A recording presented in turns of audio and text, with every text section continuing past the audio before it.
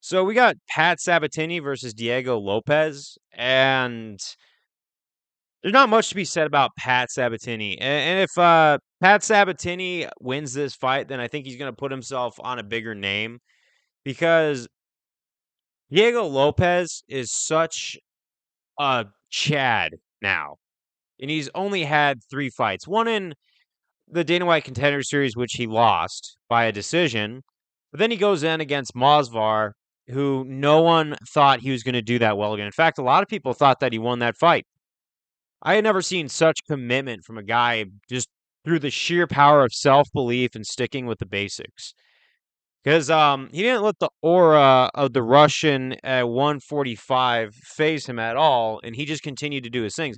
Now, was he always in a dominant position? Not really.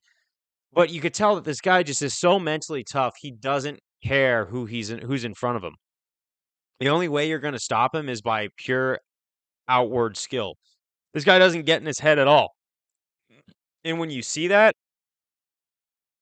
it basically gives you psychology 101 right through the bat. Like, don't think, just start doing.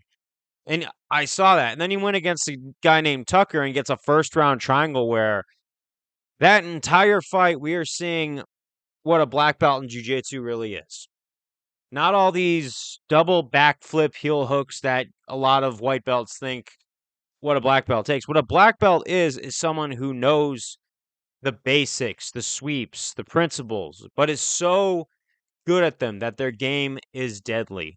And that's what Diego Lopes is. Triangle armbar, and I think he snapped the guy's arm in that fight too, but seeing his just thinking patterns of baiting this guy with an arm bar and then a triangle and then another arm bar and then a triangle again and then finally getting the arm bar triangle and finishing the fight and just sticking with the jiu-jitsu time and time, like until he got a really awesome finish. He's not in his headspace at all. And seeing this version of Diego Lopes,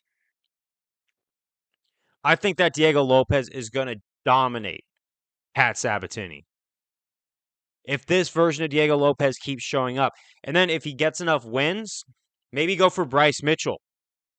Maybe go for the top 10 of the 145. Definitely get a rematch with Masvar because he's working his way to earn that fight. But I am going with Diego Lopes in this one. And also, I know I mix up Diego Lopes and Diego Sanchez sometimes.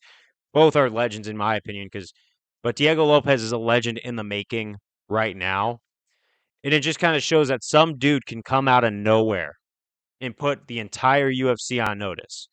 And 145 is a lot more stacked than people like to see.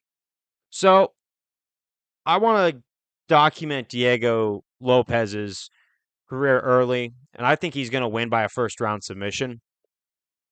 I could be wrong, but that's going to be my prediction, and I am on his corner 100% because if we keep seeing that self-belief and dedication to just the basics, pure will and know-how, right? Sure, innovation, but it's always just commitment and not doubting yourself.